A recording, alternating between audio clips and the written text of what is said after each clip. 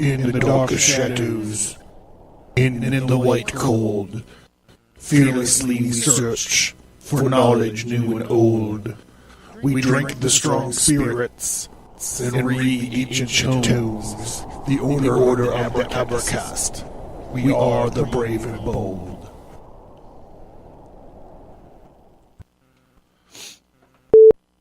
Hey, so this month we are doing, we have 6 mainstream episodes and 3 Patreon exclusive episodes. So on the mainstream, we're doing Kabbalah 1 and 2. We're doing the Skull and Bones Part 4. I think it's going to be called The Cult of Skull and Bones. Spanish Inquisition or the Black Legend, Sexual Alchemy Part 2. And then we're also doing an episode on the stories of Roland. And we have 3 Patreon exclusive episodes. They're all about the Kabbalah. Kabbalah, the supernal triangle, Kabbalah, the moral triangle, and Kabbalah, the psychological triangle. So, but that's not all. Wait, there's more. I stumbled upon this great story about our chivalrous knight, Roland, fighting a giant. That I didn't fit it into the stories of Roland episode. So this month we're going to do this extra kind of mini episode for the mailing list subscribers. Like they'll get it. It's going to wind up being an exclusive video for Patreon supporters. It's called The Brave Knight Roland versus Ferragus the Giant. I had a lot of fun doing it. I'm really excited for it. So if you're interested in catching it in either of those ways, you could sign up for the mailing list or check it out on Patreon. The secret political organization can be and have been extremely dangerous to the social health and constitutional vitality of a society. In a truly free society, the exercise of political power must always be open and known. Moreover, organizations devoted to violent overthrow of political structure have always, by necessity, been secret organizations. Communist revolutionary cells are an obvious example. In fact, such revolutionary organizations could only function if their existence was secret. In brief, secrecy in manners political and historically associated with coercion. Furthermore, the existence of secrecy in organizations with political ambitions or with a history of political action is always suspect. Freedom is always associated with open political action and discussion, while coercion is always associated with secrecy. There are numerous historical examples to support this premise. Back in the late 17th century, the Elector of Bavaria, the constitutional government of Bavaria, banned the Illuminati organization. Accidental discovery of Illuminati documents demonstrated that the secret organization was devoted to the overthrow of the Bavarian state and establishment of world society run by the elitist Illuminati. More recently in England, there have been startling discoveries involving the use of Masonic movement by the Soviet KGB to subvert and infiltrate British intelligence. True Freemasonry is an establishment, conservative organization, but its organizational structure can be and has been used for revolutionary purposes. Masonic aims are publicly stated to be a fraternity and a charity, but it is also well known that the Masons help each other in areas supposedly based on talent. In the Brotherhood, Stephen Knight comments that that many have suffered because Freemasonry has entered segments of the society where it has no place. It can be no doubt that many have suffered because Freemasonry entering into areas of life where, according to its all publicly claimed proclaimed principles, publicly proclaimed principles, it should never intrude. The abuse of Freemasonry causes alarming miscarriages of justice. In England, at any rate, Freemasonry has become a self-serving organization, always discriminating in favor of its own members when it comes to contracts, jobs, careers, and promotions. Moreover, we now know that the Masonic movement in England was used by the Russian KGB to infiltrate, take over, and finally head British intelligence organizations. In September of 1984, Scotland Yard in London advised all its police officers not to join the Freemasons, lest its reputation for impartiality be lost. Given this background, the Order, a secret society known as the Skull and Bones, is a clear and obvious threat to the constitutional freedom in the United States. The secrecy, power, and abuse of influence is greater by far than the Masons or any other semi-secret, mutual, or fraternal organization. This is from tonight's featured book, The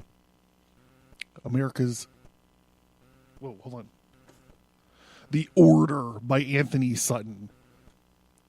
The Secret Cult of the Order.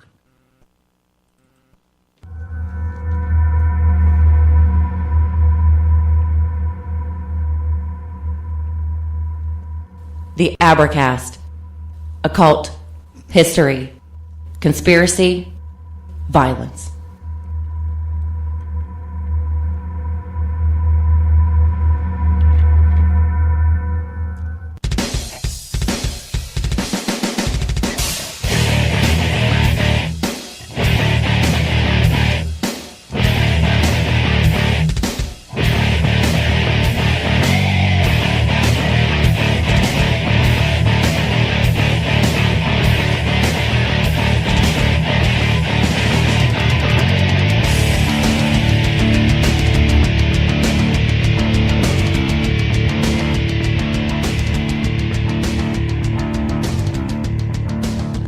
All right, welcome to the Abracast.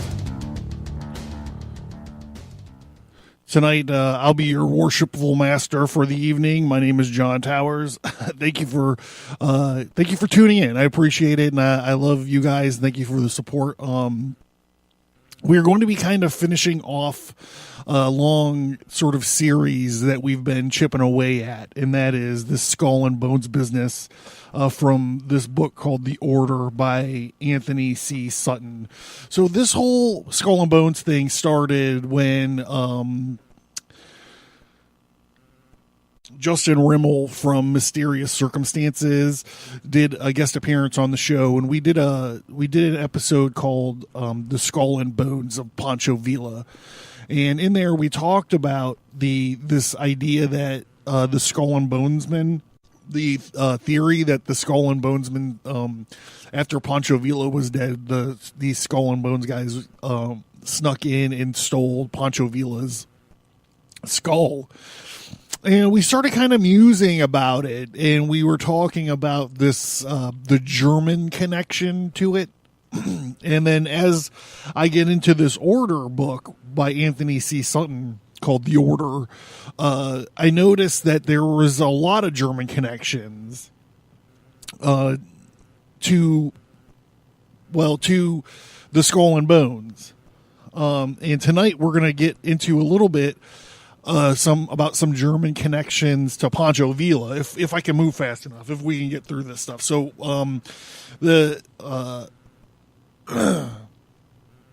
how we're going to get into the book. How secret is the Skull and Bones? Or how secret is Skull and Bones? The most careful analysis of the society is by Layman Bagg in 4 years at Yale, published in 1871, but still the only source of documented information on the cultic aspect of the Order. According to Bagg, the order is intensely secret. The senior societies at Yale are the only Yale societies whose transactions are truly secret. Their members never mention their names nor reference to them in any way in the presence of anyone not of their own number. And as they are all seniors, there are no old members in the class above them to tell tales out of school. Skipping ahead a little bit, an anonymous pamphlet entitled Skull and Bones. This is the account of the 1876 break-in at the Bones Temple at Yale campus, an extremely rare document. This actually came up on that Pancho Villa episode. As long as bones shall exist the night of September 29th, 1876 will be to its members the anniversary of the occasion when their temple was invaded by neutrals, their rarest memorabilia confiscated, and their most sacred secrets unveiled to the eyes of the uninitiated. This is in reference to a break-in by a group of Yale students, and the pamphlet describes in minute detail the contents of the temple. For example, it described the walls.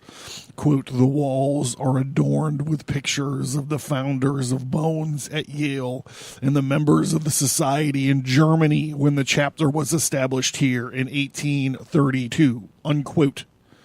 Here is another interesting paragraph from this pamphlet. Quote, Bones is a chapter of a corps in a German university. It should be properly called not Skull and Bones Society, but Skull and Bones Chapter. General Russell, its founder, was in Germany before senior year and formed a warm friendship with the leading member of the German society.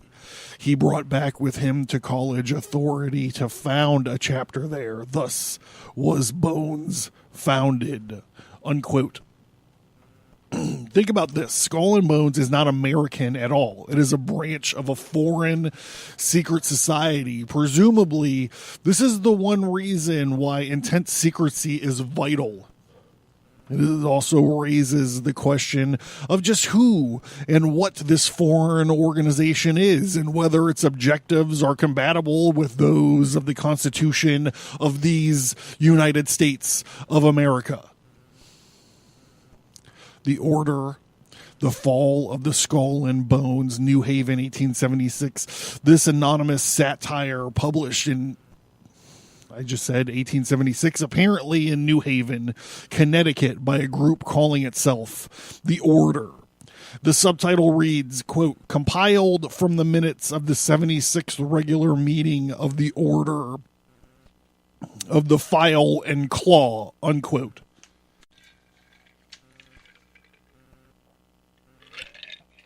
Oh, I forgot to invite you guys to pour your drinks. Please pour your drinks at this time. Go back to the beginning if you want to. The opening paragraphs are as in Skull and Bones cited above. However, the text continues with considerable more detail and appears to have been written by another member of the break-in crew. In particular, this book gives the identification of the owners of the human skull found in one of the rooms of the temple.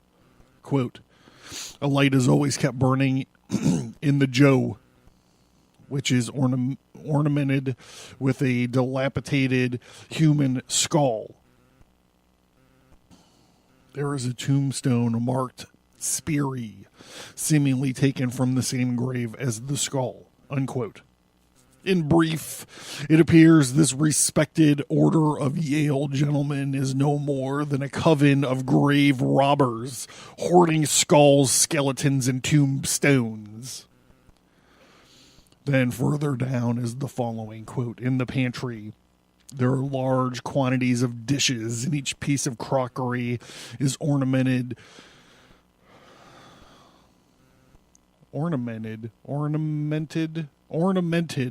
with a picture of a skull and crossbones. Each spoon, and fork marked SBT, Skull and Bones Trust. This suggests a preoccupation with skulls and human bones is built into the cultic structure of the order. Then, on page 4, we learn that each member of Skull and Bones, as well as Scroll and Key, has an inside name. These names bear remarkable resemblances to those used by the Illuminati, like Chilo, Eumenes, Glacius, Prisitacus, and Abraxes. Ooh, Abraxes. My fucking Skull and Bones name would be Galactus. The destroyer of worlds. This conclusion of this pamphlet is, quote, "We will say with thorough examination of every part of the temple leads us to the conclusion that the most powerful of college societies is nothing more than a pleasant convivial club," unquote. This conclusion ignores other evidence presented elsewhere. It is acceptable given only the findings of the break-in crew, which sounds like early 80s hip-hop breakdancers. We're the break-in crew. I was going to try to do some early 80s, like the Sugar Hill Gang, like basic raps, trying to use Galactus, but I just can't do it. Not off the top of my head. MC Galactus. That guy's head, his hat could be a turntable. That would be funny. He would play his own hat as a turntable.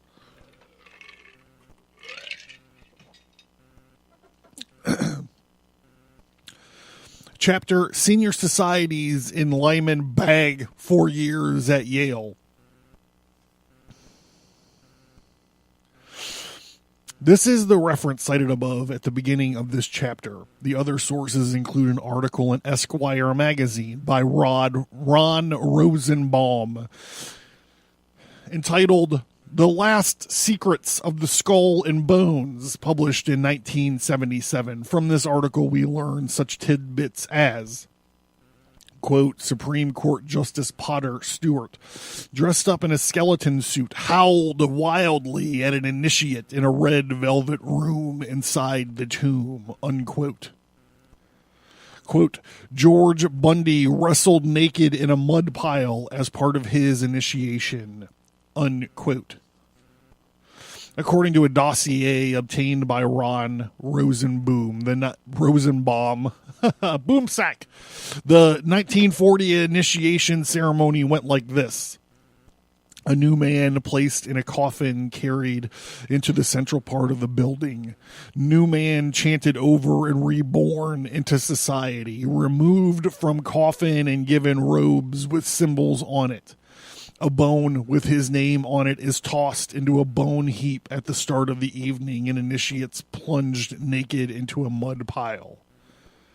Again, we have sordid preoccupation with coffins, skeletons, and death.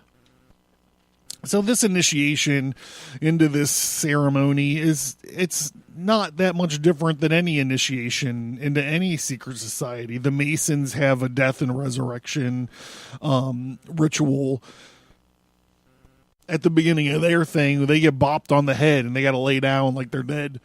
If you're a Christian, specifically, if you're a Protestant, you get dunked. In Catholicism, it's a little bit different because most of the times you're an infant. Like, you don't get to make the choice to be baptized. In that religion, you just get sprinkled upon while you're an infant. Where in a Protestant religion, you go down by the river and pray. You pray about those good old days. You go down to the river and you pray, and then you get fucking dunked. I remember the dunk tank I got dunked in. But that's basically death and resurrection, I shouldn't say death and resurrection, a death and rebirth ritual. You get dunked, the water symbolizing, your subconscious or the eternal. You know, the stillness of death. You're silent. You're there you're surrounded by people, but you're there by yourself under the water, and you get raised up into the arms of I haven't done Pastor Larry in a while. So a lot of these rituals, these initiation rituals, are death and rebirth or death and resurrection rituals. This one is no different. This one is different. They don't mention this. This one is different only in the fact that there's confessions to be made. They lock you in these, supposedly. I am not a bonesman. I didn't even graduate Yale. Shit, I've never even been to Yale. But the confession portion of this is probably where the rub is. You know, you get these dudes that are going to wind up becoming powerful because of the situation, the money that you're there from, the family that they're from, and the power that your organization is going to have. So they're going to go. So you make them, you put them in this coffin, you make them confess. Imagine George Bush Sr. locked in a fucking coffin confessing all of his weird sex stuff. Or imagine W. Or better yet, imagine John Kerry post-op or pre-op before he had all that fucking retarded plastic surgery done to his face. Imagine him locked in one of these things confessing all the, you know, the time. I don't know. I'm not gonna speculate. But I mean, you could imagine the kind of shit that these guys are in there talking about. You know, so that's probably where the rub is. They probably get some sort of record of that, and then you're on the hook. Fuck, where am I at? I totally went off my little notes. Strangely enough, the longtime proponent of conspiracy theories, the John Birch Society, has made little contribution to our knowledge of the Order. Apparently, JBS recognizes its existence, but considers it merely a recruiting ground, which, of course, it is. That's funny. I have a couple books just solely on the secret societies, listings of, you know, the Odd Fellows, the fucking Lions Club of Decatur, you know, in Springfield, Illinois. Like, it's got them all. No Skull and Bones. No Deer Island Company Incorporated or whatever it's called. We'll get to that in a minute. In brief, the JBS recruiting ground theory just doesn't match all of the facts. Furthermore, the Order is the only fully documented example we have of secret society within the U.S. establishment. JBS has never produced membership lists of any other society, and yet it seems unwilling to recognize the existence of the Order.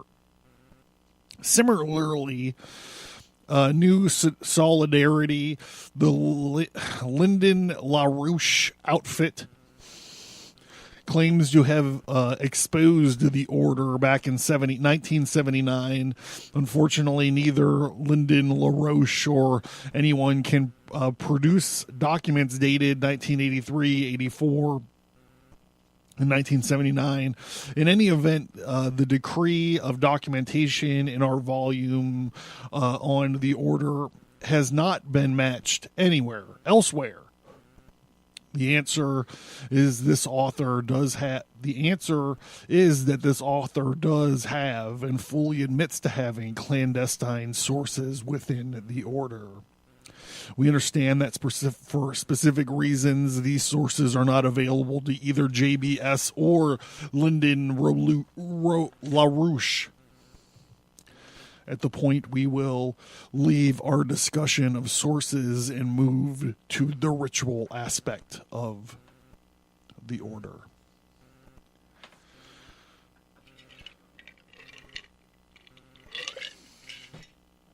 The Yale Senior Society system is unique to Yale University. There is nothing like it elsewhere in the United States. or for that matter, in the entire world. According to Lyman Bagg, 4 years at Yale, the senior societies are such peculiarly Yale institutions that it will be difficult for an outsider fully to appreciate their significance. Nothing like them exists elsewhere, and according to Bagg, Harvard is the only college where, under similar conditions, they possibly could exist. There are 3 senior societies: Skull and Bones, Scroll and Key, and Wolf's Head. Each year, 15 male Yale juniors are tapped for admission, and they spend only 1 year in the society, an entirely different procedure to fraternal organizations found on other campuses. So there needs to be an amendment made here, because I believe they're admitting females now too. Skull and Bones was founded in 1830. It's this diversity business. It was founded in 1833 and has initiated 15 members each year since 1833, except in 45 when only 10 were tapped. Every year during commencement week, 15 Yale jurors receive an invitation, Skull and Bones, accept or reject. Those who accept, presumably the greater number, are invited to attend the Bones Temple on campus and undergo an initiation ceremony. Tap Day in modern times is a private, almost concealed operation. It was not always that way. Before 53, jurors were herded into a yard, and representatives from senior societies would circulate among the assembled students, selecting those wanted for initiation. In those days, rejection by a senior society was considered a social suicide. So Yale ordered tapping, or a private affair, to avoid the traumatic weight and fear of rejection by the assembled juniors. For the ambitious, tapping is the magical password to a future career. Wherever he turns, the success of Yale's senior society system is obvious. Yale University President A. Bartlett Giamatti was a member of Scroll and Key, while George Bush, Vice President of the United States, was a member of Skull and Bones. Another amendment needs to be made here. He was also the President of the United States. The Yale campus student is well aware that the senior society system is geared to the affluent outside world and to the world after graduation. Money and connections flow from membership.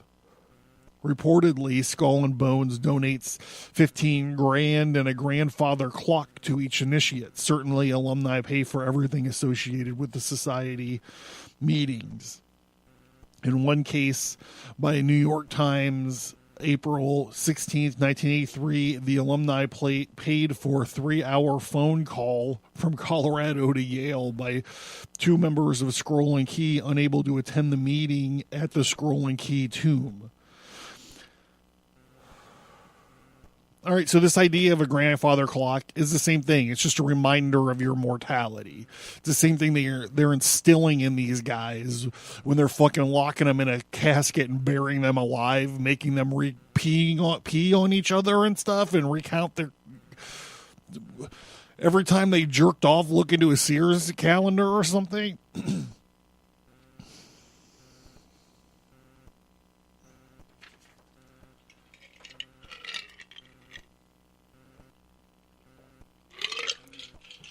Again, that's just my speculation. Clubs of the Order. Each annual class of new initiates forms a club consisting of 15 members. Initiates are called knights in their first year and thereafter patriarchs. And each club has a number. So this is just like, fuck. So each class has a number. That's all. That's nothing new. Most fucking Jews do that. Fraternities or whatever. Okay, so we're going to be talking about the Deer Island Club, the Order's Retreat. I'm sorry, it's the Deer Island Club. Island Club? The Order Retreat is the Deer Island. It's spelled Island after the request of Patriarch J.D. Miller. Alexandria Bay on the St. Lawrence River in New York. The island was donated in 1906 by Patriarch Miller and renovated over the years, but particularly in the 50s and again in the 80s.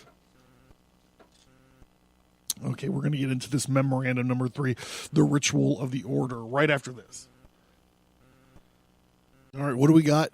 Patreon this month. This month, we started out with 2 Kabbalah episodes. And on Patreon in December, we expand on them with 3 exclusive episodes: Kabbalah, the Supernal Triangle, Kabbalah, the Moral Triangle, and Kabbalah, the Psychological Triangle. We take a deeper dive into this ancient Jewish mysticism for only $5. You get a deeper understanding of the Kabbalah because it ties into a lot of the topics that we find ourselves immersed in right now. Sex magic and also tarot cards. But on the $3 tier, you'll be able to get all of this month's episodes commercial free right away. The whole month's worth of episodes is on there already. Kabbalah 1 and 2, Skull and Bones. I think it's going to be called Skull and Bones Part 4, or like Skull and Bones, The Cult. I don't know what it's going to be called. The Spanish Inquisition, The Black Legend, and Sexual Alchemy Part 2. And then we're going to do the stories of Roland there towards the end. There's a total of 17 exclusive episodes, all within the last 3 months. That's been put up there. Brand new exclusive episodes. You can't find them anywhere else. And then there's a total of 10 hours of bonus audio up there as well. And the swag, bookmarks, tattoos, fake tattoos, mason jars, t-shirts, etc. Partial proceeds for all of this goes to Tomes for Troopers. So thank you.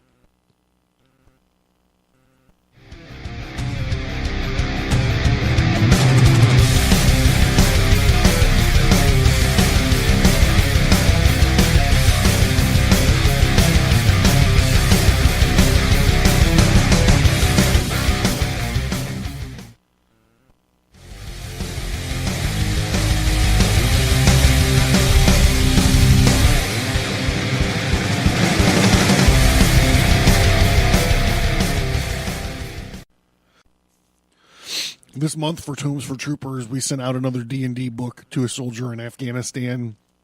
This one is more nearer and dearer to my heart, but we sent out deities and demigods out to this guy.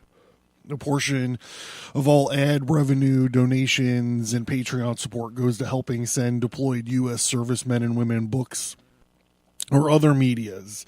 The donation link is in the show notes. The Patreon link is in the show notes. And over the last 3 or 4 months, I'm proud to say that we've been able to ship out over $80 worth of books and media. So thank you guys for all the support. And if you're interested in helping, check out those donation links or that Patreon link. Thank you. The ritual of the order is a closely held secret. The most that anyone can do at this stage is piece together some elements from the ritual and their probable meaning. The extraordinary secrecy in itself part of the ritual. Members are sworn not to discuss the organization, its procedures, or objectives. Presumably, only an FBI or congressional investigation could break this code of omerta. It's a mafia term for silence. The secrecy is carried to extraordinary lengths. Members may not remain in the room if the order is under discussion. Words spoken within the order may not be placed on paper, even in letters to fellow members. For example, witness the following extract from a letter circulated to members of W. Lane Scott, president of Deer Erland Club Corporation. But beyond these mere quantitative measures of success, it is the ability of the Deer Erland experience that commends the club to your attention. There are few, if any, places where the BNS life thrives in such luxuriance outside the thick and tomb-like walls in New Haven. Our order is, to use an economic term, very much horizontally integrated. That is, our ties to it are strongest through a very narrow slice of time. One special year, the Deer Erland, for me, and I believe many others, has expanded these ties vertically through contact with younger and older members. Visitors on the island last summer ranged from D124 to D182. 12 of them, it serves as a prelude to the music of BNS for the newly fledged exalted KTS.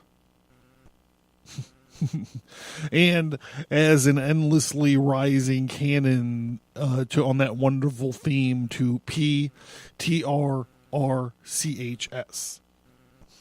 Notice the abbreviations to conceal internal use of words from any possible outsider who may stumble upon them or stumble upon the copy of the letter. BNS is bones. KTS is knights. PTRRCH is patriarchs. Remember, knights are in the 1 year, their senior year, and then after that they are patriarchs. The reader may consider this juvenile. It may well be, but on the other hand, these juveniles are the men today running these United States. The initiation ceremony itself has been partially described in both the 1876 documents and a century later by Ron Rosenbaum, The Last Secrets of the Skull and Bones, Esquire, 77. Each year, 15 newly tapped members are put through what has been described as a harrowing ordeal, presumably to test their manhood, a manner traditional with fraternal hazing. So like wedgies and goat rides? Oh, you can look back and see the Goat Rider episode. Man, that was such a fun episode. There was like 3 or 4 of them. Those Masonic... all those Masonic episodes were great.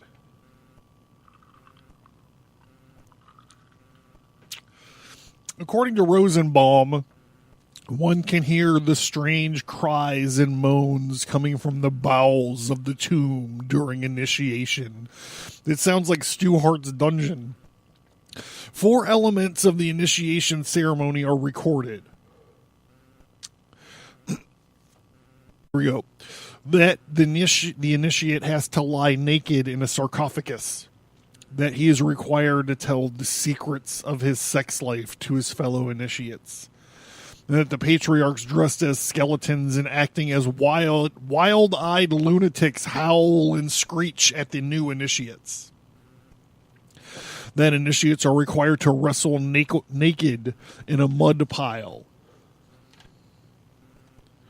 Undoubtedly, there is more. However, the above is enough to warrant branding the order as based on behavior more suited to juvenile delinquents. It sounds like a fun night to me. I don't know. Besides the whole telling your sex secrets, I do enough of that. It sounds fine. Like, it just sounds like a fun Friday night. Undoubtedly, there are more. Oh, I already did that. Undoubtedly, the more serious part of the initiation process is peer pressure. The conversion of juveniles into presumably responsible members of an unelected elite. As Rosenbaum comments, the real purpose of the institution was devoted to converting the idle progeny of the ruling class into morally serious leaders of the establishment. This is by making them face their mortality, making them, the moment you become a man is when you realize you're going to die. What happens in the initiation process is essentially a variation of brainwashing or encounter group processes. It's just silly. Knights, through heavy peer pressure, become patriarchs, prepared for a life of the exercise of power and continuation of this process into future generations. In brief, the ritual is designed to mold establishment zombies and to ensure continuation of power in the hands of the small select group from one generation to another. But beyond this ritual are aspects notably satanic. So it's funny, now that I'm kind of talking about this and I'm kind of dissecting it as I'm talking about it, and there are problems, right? Like if the reason for this ritual was to make, how did they say it? Establishment zombies, wouldn't there be more of these rituals happening? Like, why is it just these 15 dudes every year? There are plenty of establishment zombies out there, and none of them ever had to go through this ritual. Also, if you're looking to find establishment, or we'll just say, I don't know, compliant zombies, how come there's not a death and resurrection ritual in the armed forces? I mean, they will break you down, but there's never a death and resurrection or rebirth ritual. I mean, you get your graduation, but that's not, I mean, that's just like it's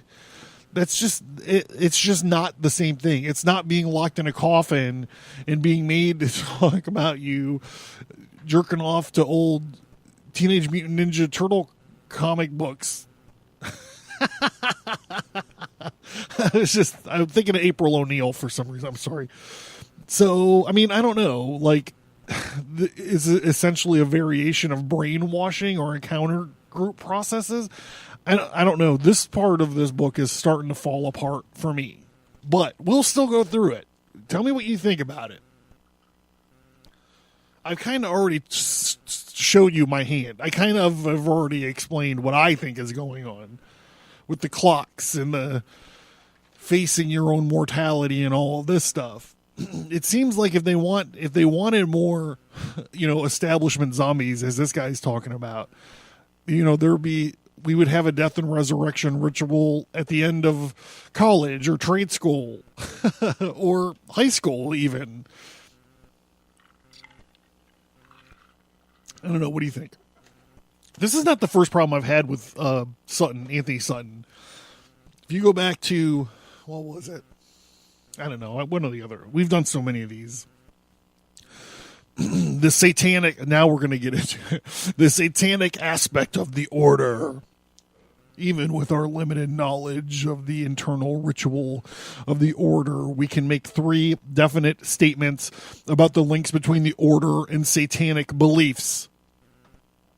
These observations should be seen as a start point for further research and consideration.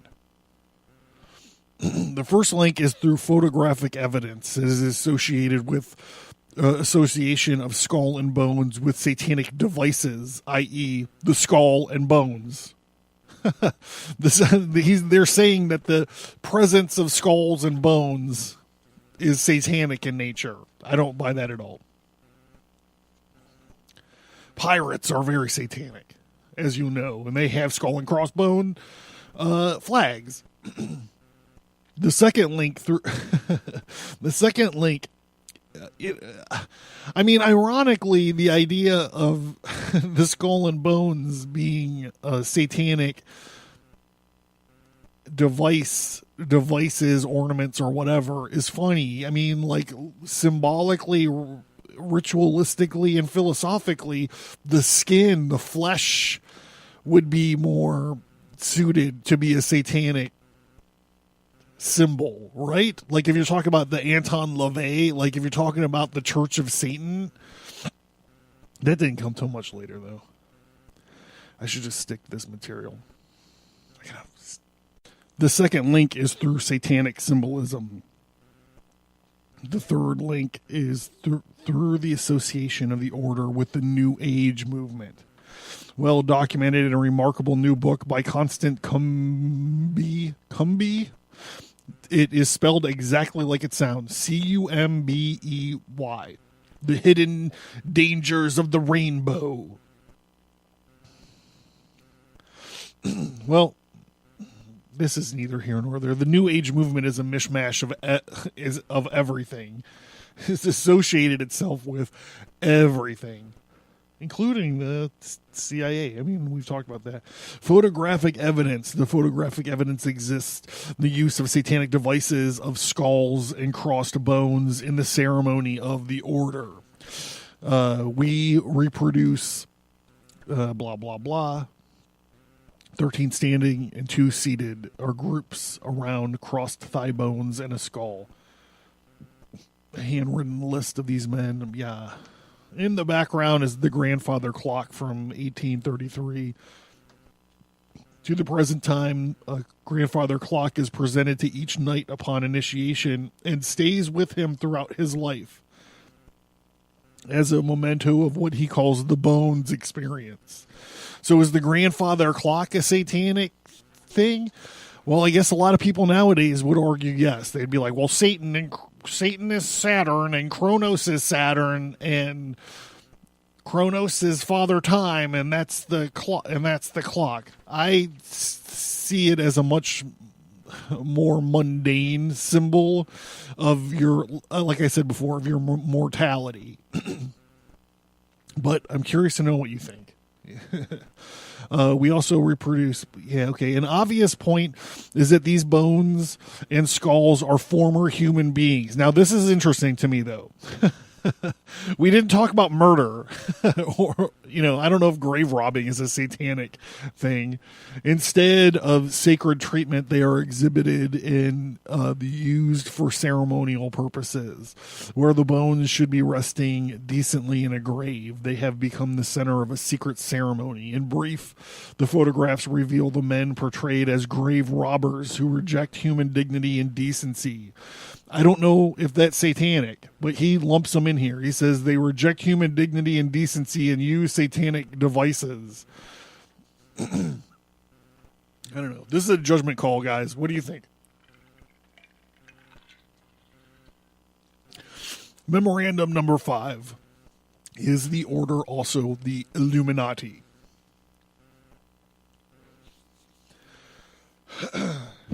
The Illuminati was a group of Bavarian conspirators dedicated to the overthrow of government. The society was founded May 1, 1776 by Adam Weishaupt, professor of canon law at the University of Ingolstadt. The order of the Illuminati presumably ceased to exist when it was raided by the Bavarian police in 1786 on orders of the Elector of Bavaria. The order was dissolved and it seized papers published because the Bavarian state ordered the Illuminati papers published. We have authentic information about the organization and its methods of operation. And this point, we want to draw a comparison between the order known as Skull and Bones and the order known as Illuminati in the 18th century Bavaria. This is not the time nor place to draw final conclusions. We have to await more information. Here are some parallels worth considering. The Illuminati had its origins at the University of Ingolstadt and recruited mainly from the student corporos, the student body. The student body is common to German universities. The order had its origins at Yale. Or as another guy puts it, the order had its origins. origins at Yale in 1833, but Skull and Bones is a chapter of a West German secret society. It was introduced in the United States by William Russell, later General William Russell, who brought a charter back from his student days in Germany. The German origins have been denied on the Yale campus, but evidence exists to confirm German origins. I can't even say it wrong. I can't even fuck it up on purpose. With the temple was raided in 1876, the entrance found a card on which was written, "From the German chapter presented by Patriarch D.C. Gilman of D50. The structure of the organization.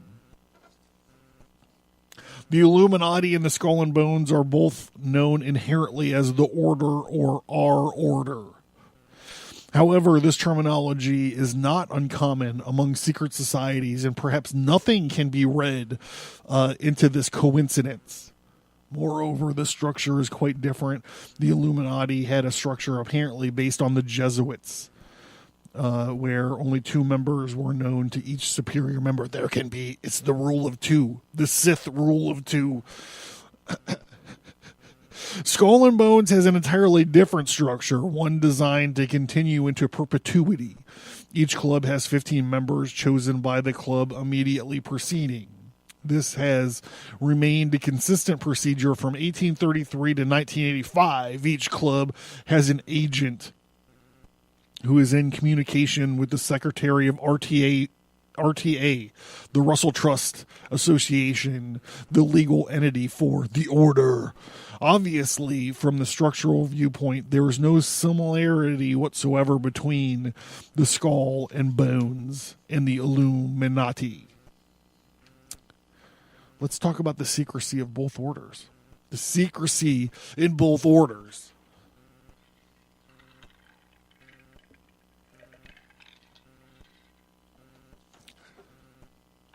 On the other hand, both are intensively secretive organizations. We have already commented that Bonesmen are supposed to refuse to discuss even membership in the Order.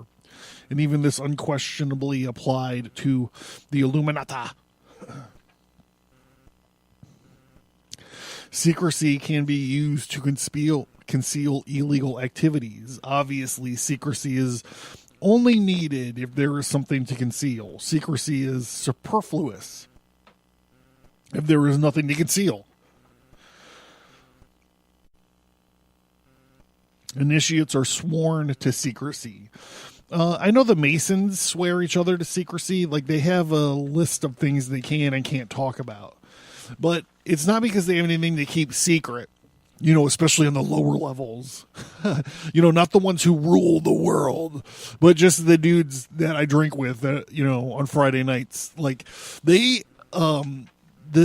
deal with secrecy is if they can't keep their mouth shut about a couple of middle-aged dudes dressing up like Hebrew priests and fucking doing play acting, hitting each other in the head with hammers and shit, and their secret handshakes, then how are they supposed to trust someone with something serious and personal?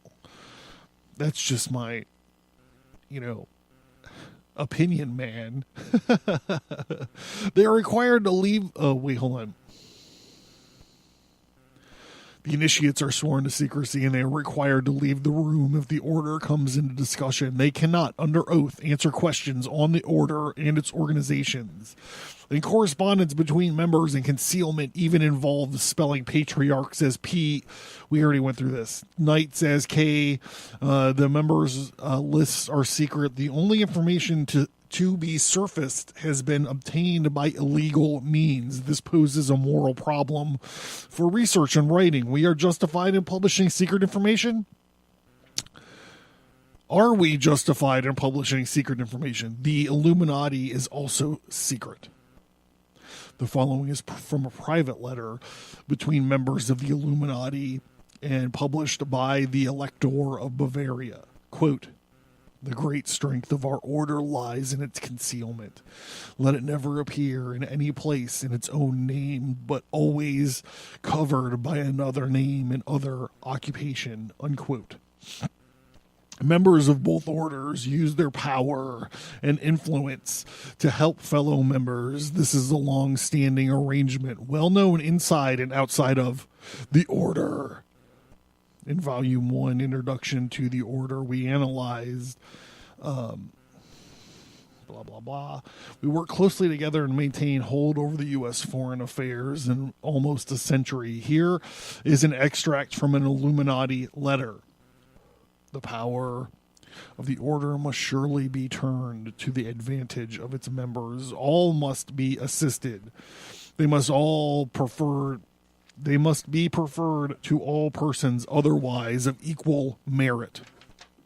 There is also an interesting piece of circumstantial evidence that points to an Illuminati connection with membership catalogs are intended for internal use by its members, so it is reasonable to assume that any markings or information is authentic and has some meaning within the order. The catalogs have always printed in one form or another, usually at the head of the page, the letters P and D. Thus, the 1833 list has period 2, decade 3. The period is consistent at 2, while the decade increases 1 each 10 years. Decade 3, decade 4, decade 5, we get the picture. The 0 number is always less than the class number up to 1970 by 2, and after 70 by 1. In other words, the first list of members, the class 83, was designated P 231D31. 231D31. In brief, the organization started in the United States was in the 3rd decade of the 2nd period. So a sensible question is, where does that place start? Presumably in Germany. This is the 1st decade of the 2nd period. Would this begin in 1800? The 1st period would have ended in decade 1790 to 1800. That places us in the time frame of the elimination of the Illuminati by the Bavarian elector. Dun, dun, dun. All right, so what does any of this have to do with Pancho Villa? Well, we're running along. So for those of you that want to punch out now, I'm going to go ahead and let you punch out. If you want to hear this stuff, I found if you want to hear this stuff about Pancho Villa as a German agent, and we'll speculate off of that, then just stick until after the show here. Just stay right here. Just listen to Soda Jerk, Fucking Fight, and then we'll get back into this afterwards. It'll be a brief, very small segment, but there's a lot to get through. Has a lot of implications, German implications. Whoa, whoa, whoa, whoa, whoa. I am sorry. I forgot to encourage everyone to rate and review on iTunes, and I apologize, especially if you're going to give me a good review. If you're going to give me if you listen to this episode and you're like, I'm getting this for free, and I don't like what this fucking guy said, so I'm going to go find him on iTunes and give him a fucking 1, then just go fuck yourself. No, for real. I like to encourage everyone to go rate and review on iTunes. Check out the website, stigmatastudios.com or abercast.com. Check out the featured topic link if you're interested in this topic. I'll try to have everything, all the other shows that relate to this, I'll try to have up there on the link. I've been a little late lately posting them, but I'll try to do it right off the bat. Also, social media links are down at the bottom of all of those pages, so you can find me. I'd really like to know what you guys think about this, especially this one, this episode of the Skull and Bones thing. I'd like to encourage everyone to also sign into the mailing list. Please. One of the things you get from the mailing list is once you sign into it, it'll send you a link to a secret part of the website. of my website. And what you can do there is there's these, it's like a little handout, or like a little, it's been called the study guide. I don't know. It's just basically when I have graphics driven episodes, like the tarot card episode or the Kabbalah episode, and there's just things that you really can't explain without like a visual component. Sometimes I'll just scan in my notes. Sometimes I'll just crack open my notebook and scan it in and make it available to you guys. So you can get those there for some shows. It's not every show across the board, and I try to make it quite clear when it is those shows. But you can sign in and get the plans or these little handouts or whatever for shows from the past. I just keep building on to the list, so you can go and find all of them that I've ever done. I ate some leftover spaghetti before I started recording, and I'm fucking sorry that I did. I'm having the hardest time. Then finally, I'd like to ask you guys if you would consider going to my Patreon. The link's in the show notes or on the website since you're already there. I'm inviting you guys to help support me. There's tons of exclusive audio on Patreon. Also, there's some great swag there that I'm getting ready to send out. So all that's available there, and you'll hear more about it. So if you haven't already, all right. So this is Soda Jerk Fucking Fight. Stay tuned, and then right after this, we're gonna get into this Pancho Villa as a German agent business. All right. Thanks for tuning in. I appreciate each and one of you guys. Please let me know what you think of the topic and what you think of the show. If you go to abercast.com, you can find the links to all my social media there. So let me know what you think. You can also find the featured topic link, so you can easily find other episodes linked to this one. And also, if you're interested in my comic books or graphic novels, you can find links there. You can pick up a shirt. There's plenty of stuff to keep you busy on the website. Patreon support, patreon.com/Abercast. There's some fun swag. There's 17 exclusive episodes done just over the last few months. Brand new exclusive episodes, 17 of them.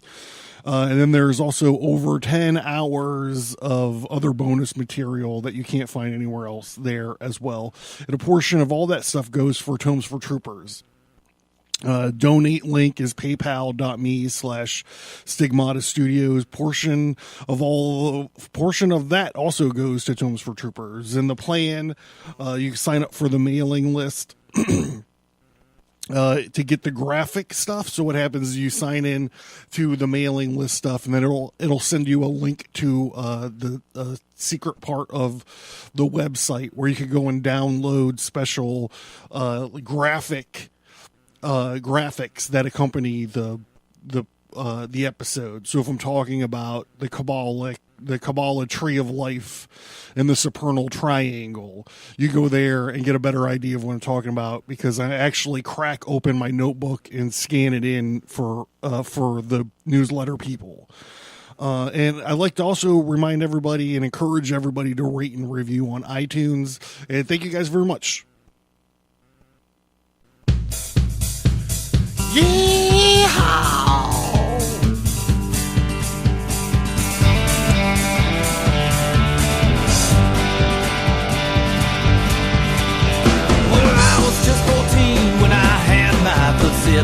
In my darling whiskey, she tightened up her grip, and she made me sick that night. I knew that the whiskey would take up my life. Well, I stand a fool 2 inches below 5'9", and every guy here wants to take me alive. So I'll take a shot of whiskey and punch out their lines. The whiskey, it make me wanna fucking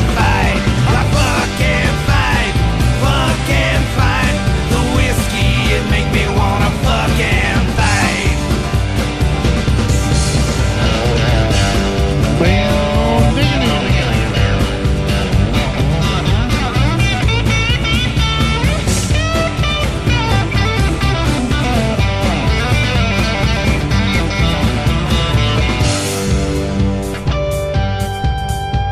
Well, every woman here up in this place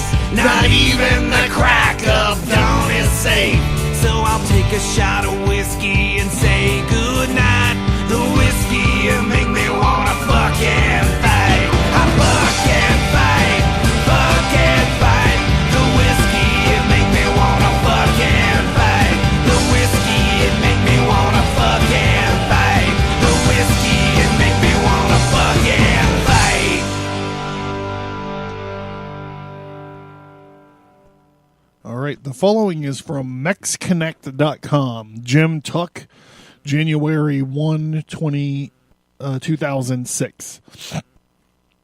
Jim Tuck is a historian. He founded the only chapter of Americans for Democratic Action outside the U.S., now named in his honor. It's called Pancho Villa as a German Agent. I'm going to just skip right through this in the hopes of getting through some time. So remember, this whole thing started when we were doing this Pancho Villa, the Skull and Bones of Pancho Villa episode with Justin Rimmel from Mysterious Circumstances, and we kept running into this German thing. In my research, I kept running into it over and over again, and then we were doing the Skull and Bones portion of that episode, and we started running into the German thing on this side.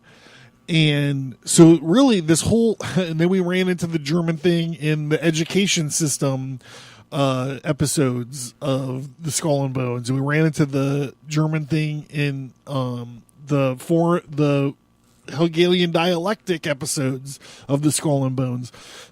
So I decided to take a look at Pancho Villa and see if I could find some German stuff there. And this is part of what I found. Pancho Villa as a German agent. With the aid of these volunteers, Villa was able to team up with Vinestino Carranza and Olivero Obregon and drive Huerta to exile in 1914. But the fall of Huerta didn't, I feel like I'm pronouncing that wrong, Huerta, did nothing to solve the turbulence plaguing Mexico. Before the end of 1914, Villa had fallen out with Carranza and Obregon. Mexico was again plummeted into civil war. Carranza was installed in Mexico City as provincial president, but it was Obregon who furnished the muscle. We talked all about this in the Pancho Villa episode. Obregon is a self-made but highly skilled general and had studied the trench warfare tactics then prevailing on the western front of France. Armed with his expertise, he inflicted a series of defeats on Villa, driving him from central Mexico to the northern Sierra of Chihuahua. On October 19th, 1914, the United States extended de facto recognition to Carranza. To Villa, this was the vilest sort of betrayal, for he had always been a friend to the gringos. And this is how they were repaying him. A simple man, he did not understand the realpolitik, which mandates that you recognize whoever seems to be more effectively in control of a country in chaos.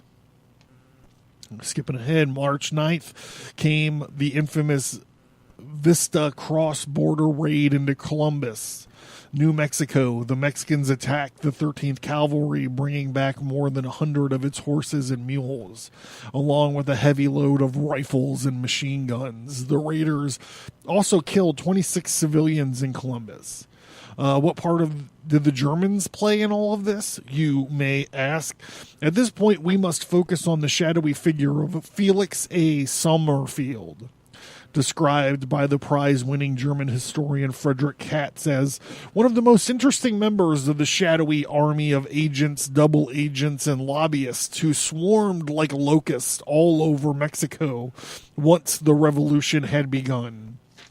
All right, so I don't think this article, I think I might have skipped past this stuff in this article where we're talking about this. Okay, so what had happened is Germany was raising hell in Europe, and they were looking at Woodrow Wilson, and it was only a matter of time before he was going to get the United States involved in the war in Europe.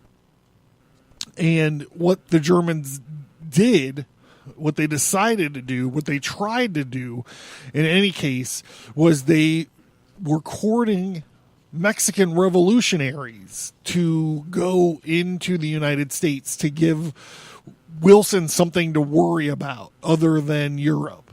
And he fell for this. They all fell. He did. Woodrow Wilson, the Count from Sesame Street himself, fell for this, and he actually sent troops down. He fucking sent troops down there. Summerfield was a con man extraordinaire. Although he had fought against the revolutionary boxers in China, he came to Mexico and convinced Madero that he was a revolutionary Democrat. At the same time, he was establishing close relations with the German government and certain U.S. business interests. The latter were represented by shadowy lobbyist named Shepburn Hopkins, who was closely allied with Carranza. And undoubtedly, what was a union of kindred spirits, Shelburne befriended Somerfield. Somerfield gave him money and told him to go to Mexico and place himself at Carranza's disposal. In Mexico, the fast-talking Somerfield so completely won Carranza's trust that the later delegated him to go to Chihuahua to spy on Villa. This he did, but not for Carranza. All information gained on Villa went directly to the German government. In addition, he so integrated himself with Villa, the Villa game gave him, oh my God, this fucking, I wish I could proofread my own work. Like I could proofread these when I read them.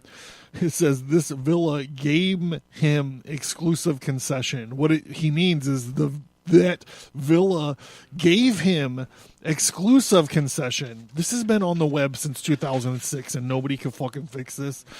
To import dynamite for his forces. This activity, Somerfield pulled down a commission of $5,000 a month in late 1915. A few months before the attack on Columbus, the U.S. Justice Department ascertained that $340,000 had been paid to the account of Somerfield, maintained in a St. Louis bank. The money came from an account in New York City, then in the name of the German government. Shortly after these transactions came to light, Somerfield closed the account. Where did the money go? Treasury sleuths learned that every penny of it had been paid to the Western Cartridge Company, an arms supplier for Villa. When confronted by agents of the Justice Department, Somerfield demonstrated that he'd lost none of his gift for gab, piously insisting that he had severed all relations with Villa after the U.S. recognized Carranza. He even sent Villa a telegram protesting the massacre of the 16 mining engineers.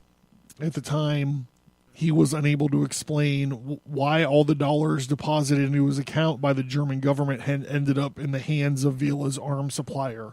In addition, according to Carranza's agent in the U.S., Somerfield continued to buy arms for Villa even after his interrogation by Justice Department agents. So does that solve it? Does that point out a strong enough German connection to why these boys from Yale would be interested in Pancho Villa's skull and bones? I don't know. What do you think? What do you think, y'all? This has been the Abercast, and I have been John Towers. Thank you.